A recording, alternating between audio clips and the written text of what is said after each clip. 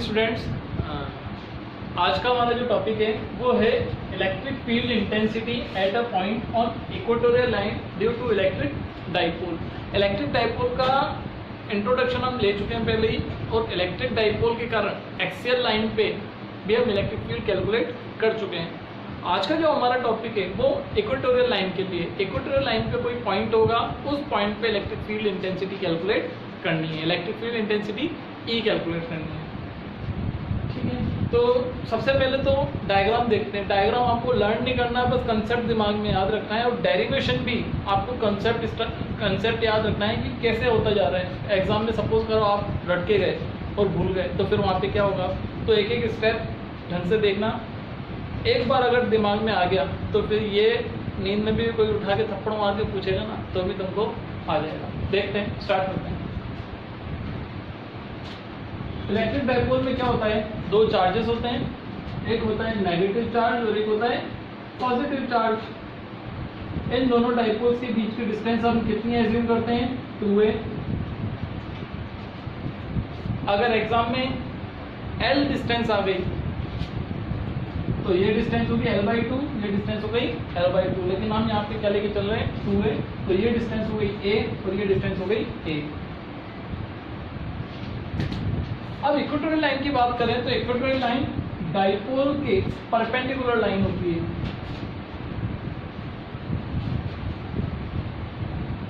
ये equatorial line. अब equatorial line पे कोई पॉइंट ऐसा एज्यूम कर लेते हैं, तो जहां पे भी हमको इलेक्ट्रिक फील्ड कैलकुलेट करना होता है वहां पे हम क्या एज्यूम करते हैं कि वहां पे एक टेस्ट चार्ज है, और टेस्ट चार्ज पे इलेक्ट्रिक फील्ड कैलकुलेट करते हैं। देखते हैं, तो यहाँ पे टेस्ट चार्ज Q0 एज्यूम कर लेते हैं। अब इस नेगेटिव चार्ज की तरफ बहुत सारे इलेक्ट्रिक फील्ड लाइन्स आ रही होंगी, जैसे इस टाइप से, यहाँ ऐसे हर डायरेक्शन में आ रही होगी, नॉर्मली खत्म हो रही होगी, ये कट नहीं करती होंगी, ये मैं जल्दी में कर दिया, इस टाइप से आ रही होंगी। एक इलेक्ट्रिक फील्ड लाइन ऐसी भी होगी जो कि इस टाइप से आ रही होगी।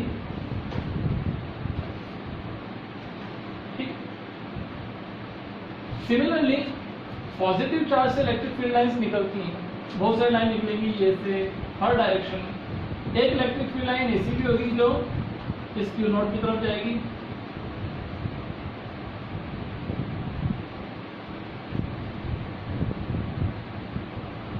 इसको आगे तक एक्सटेंड कर देते हैं।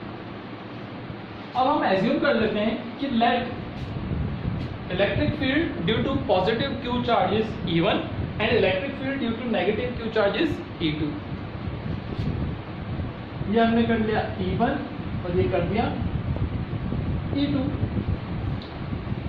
अब एक डिस्टेंस एज्यूम करते हैं हम R डिस्टेंस कौन सी डिस्टेंस होती है, डाइपोल के सेंटर से जिस पॉइंट पे इलेक्ट्रिक फील्ड कैलकुलेट करना है वहां तक की डिस्टेंस। तो यहां से लेके ये पूरी डिस्टेंस कितनी होगी, R।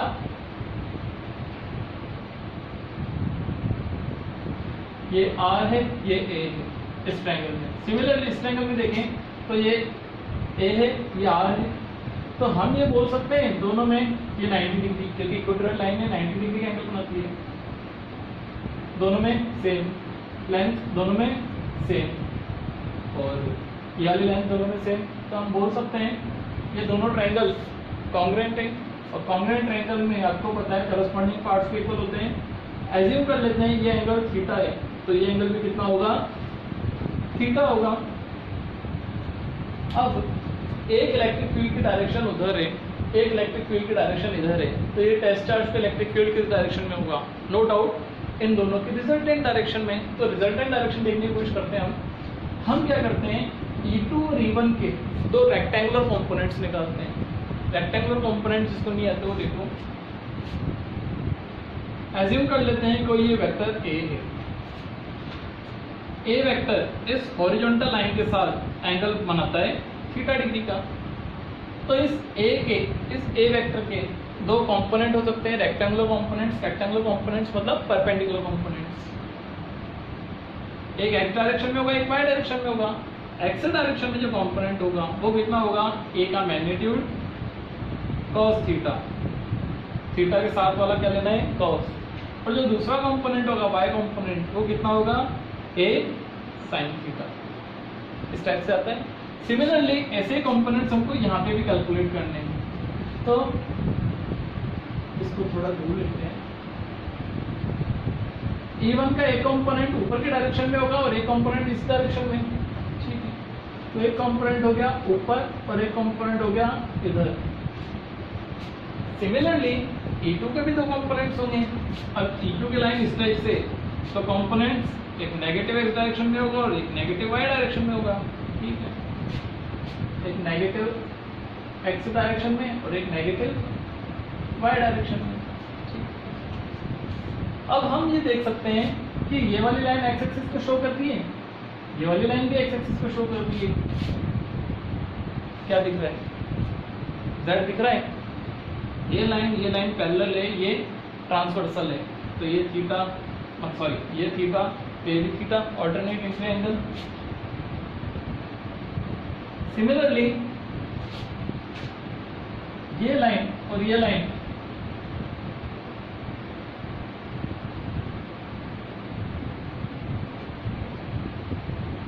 ये एंगल अगर थीटा है तो करस्पॉन्डिंग एंगल ये एंगल भी थीटा ही होगा। तो थीटा किस टाइप से निकाले हमने वो आप समझ गए।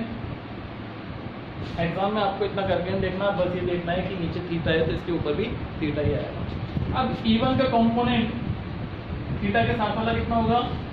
E1 cos थीटा, और ये कंपोनेंट कितना होगा? E1 sin theta.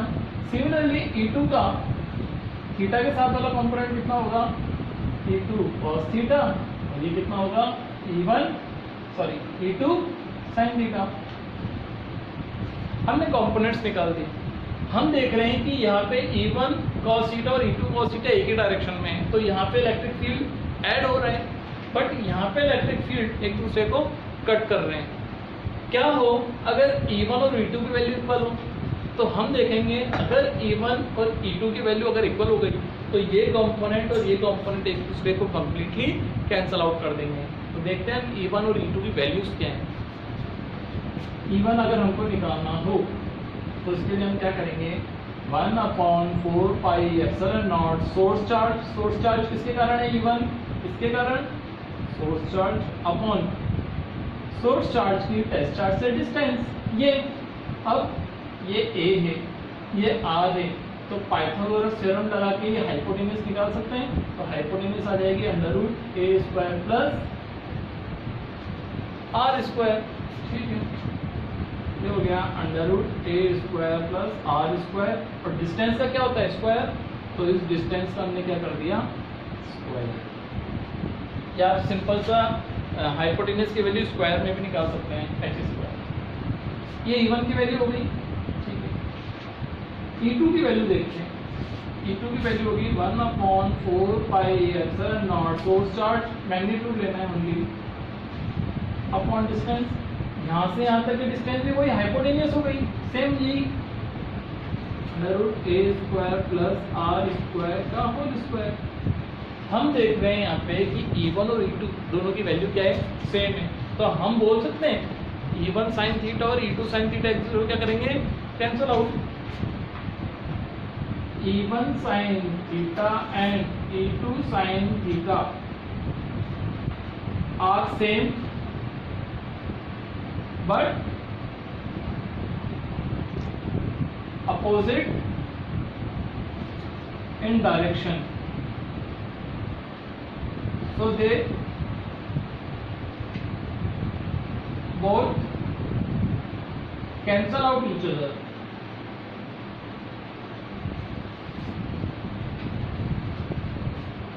डेरिवेशन में बच्चों के साथ सबसे ज़्यादा प्रॉब्लम क्या होती है? उनको थ्योरी लिखने में समझ में नहीं आता है क्या लिखना है क्या नहीं। जो जो स्टेप्स आप करते जा रहे हो वो आप लिखते जाओ। E1 sin theta E2 sin theta दोनों इक्वल हैं, वही लिखा है हमने। दोनों अपोजिट डायरेक्शन में कैंसिल आउट कर रहे हैं। यहाँ पे ऐसे आगे क्या होगा? तो नेट इलेक्ट्रिक फील्ड हम बोल सकते हैं दोनों के कारण होगा। यहाँ तो ये एक दूसरे को सपोर्ट कर रहे हैं। So net electric field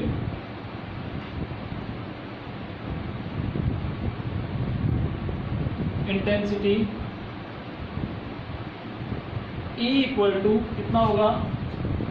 E1 cos theta plus E2 cos theta, values put करें दोनों की, तो 1/4πε0 Q upon under root A square plus are square का स्क्वायर, एक तो स्क्वायर से अंडर रूट कैंसिल हो जाएगा, तो यहाँ पे ओनली बचेगा a square plus are square cos theta plus as it is यही टर्म यहाँ पे आ जाएगी, लेकिन दोनों की वैल्यूज तो सेम ही है,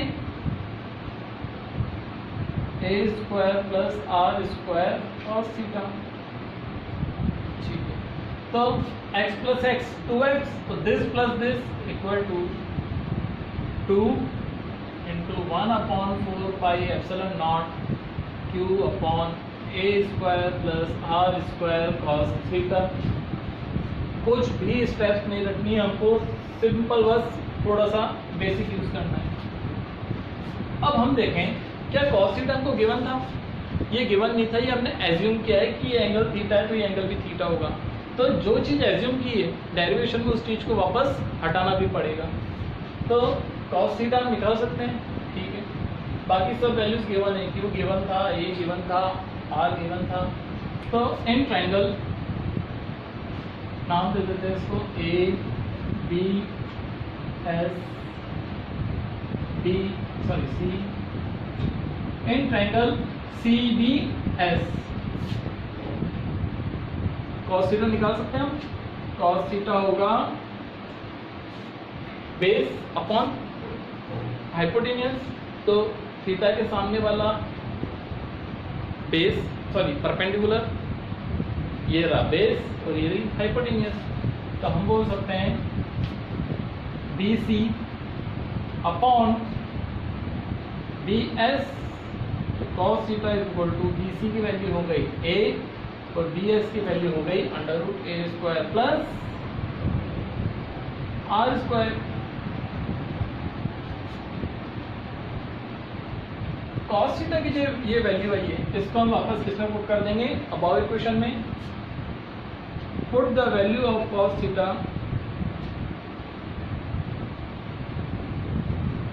in equation 1। E is equal to 2 into 1/4πε0। ये आपको कट नहीं करना है, बहुत से लोगों की आदत होती है कि उनको 2 के टेबल से हर किसी को कट करने की आदत होती है, ये आपको उनको कट नहीं करना है। मैंने आपको बताया कि 1/4πε0 हमेशा ऐसी फॉर्म में रहेगा, क्योंकि ये पूरा क्या है k है, इसमें कोई चेंज नहीं करना है। Q upon a square plus are square. अब कॉस थीटा की वैल्यू, कॉस थीटा की वैल्यू है a upon under root A square plus are square. अब अंडर रूट मतलब power 1/2, a square plus are square की पावर 1/2। अब दोनों जगह बेस सेम है, यहाँ पावर 1/2 है, यहाँ पावर 1 है, तो बेस सेम होंगी तो पावर्स ऐड हो जाएंगी, तो 1 और 1/2, 1 प्लस हाफ 1.5, जिसको क्या अपन 2 या 2 3 3/2 लिख सकते हैं। ठीक है, लिखते हैं। ऊपर क्या क्या बचा है, 2 Q A, Q बचा है, 2 बचा है, A बचा है। अब ये तो आप समझ ही गए होंगे मैंने इस फॉर्म में क्यों लिखा है, क्योंकि इलेक्ट्रिक डायपोल के कारण जब भी हम इलेक्ट्रिक फील्ड निकालेंगे इलेक्ट्रिक डायपोल मोमेंट आना चाहिए, P की फॉर्म में निकालेंगे। हमने Q इंटू 2A इस फॉर्म में रखा है। ठीक है, डिवाइड में क्या आया 4πε0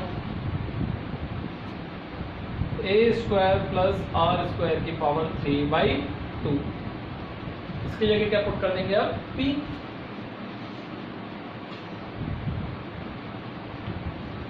E equal to P upon 4πε0 a square plus are square की पावर 3/2।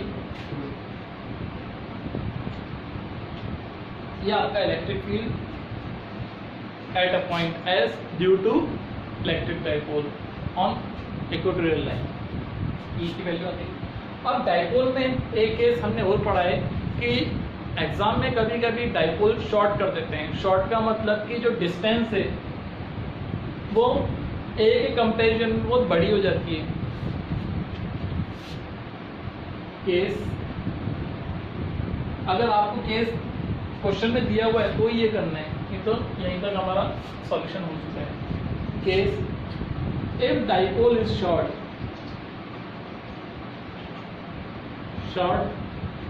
तो डाइपोल शॉर्ट अगर होता है तो हम बोलते हैं r is very very greater than A.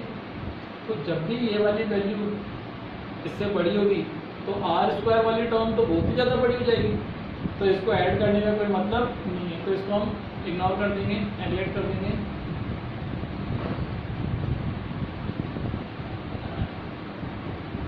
Higher order power should be negligible। अब हम क्या करेंगे, E equal to p upon 4πε0 ये तो गया आर स्क्वायर की पावर 3/2, तो 2 से 2 गया तो आर क्यूब। ये डाइपोल शॉर्ट की केस में। यहाँ पे आपको जो भी दिक्कत आई हो इस वीडियो को वापस से एक बार शुरू से देखें। बस अगर एक बार आपको समझ में आ गया उसके बाद ये डेरिवेशन करने की कभी ज़रूरत ही नहीं पड़ेगी। एग्जाम टाइम पे अगर सीधा आप उठ के भी चल जाओगे तो भी आ जाएगा। ठीक है, अब हम क्या करते हैं, इलेक्ट्रिक फील्ड एक्सियल लाइन पे जो आया था और इक्वेटोरियल पे जो आया था उन दोनों को क्या करते हैं, कंपेयर। एग्जाम में इसके क्वेश्चन भी पूछे जाते हैं, कैसे होगा वो ये नोट करने के बाद देखते हैं। नोट कर लीजिए इसको। तो अब हमारा क्वेश्चन है इक्वेटोरियल लाइन और एक्सियल लाइन से related he. Show that ratio of electric field intensity, electric field intensity का रेशियो कितना शो करना है, 2:1। अब ये कहाँ पे इंटेंसिटी देखनी है हमको, एक तो देखनी है हमको एक्सियल लाइन पे, मतलब एक्सियल लाइन पे इलेक्ट्रिक फील्ड इंटेंसिटी और इक्वेटोरियल लाइन पे जो इलेक्ट्रिक फील्ड इंटेंसिटी है कितने डिस्टेंस पे, r डिस्टेंस पे। डिस्टेंस दोनों जगह सेम लेंगे, उसका रेशियो कितना होगा, 2:1। मतलब अगर एक्सियल लाइन पे वैल्यू 2 है तो इक्वेटोरियल पे कितनी होगी, 1। देखते हैं। अब हमको पता है कि इलेक्ट्रिक फील्ड एक्सियल लाइन पे कितना है। यहाँ पे कंडीशन और ले लेते हैं, इफ डाइपोल इज शॉर्ट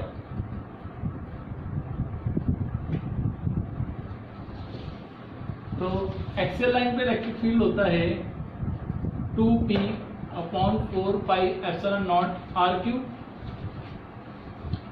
और इक्वेटोरियल पे है p/4πε0 r3। हमको रेशियो निकालना है, तो रेशियो करने के लिए क्या करते हैं, डिवाइड ई इक्वेटोरियल।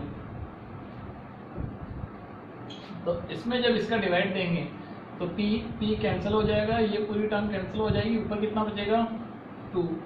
जब पहले शो कर देते हैं 2p/4πε0 r3 divide p/4πε0 r3। Reciprocal करके सॉल्व करेंगे अगर इसको, तो 2p/4πε0 r3 into 4πε0 r3 upon p। सब कट गया, कितना बचा, 2/1 और यहाँ क्या है, e axial upon e equatorial.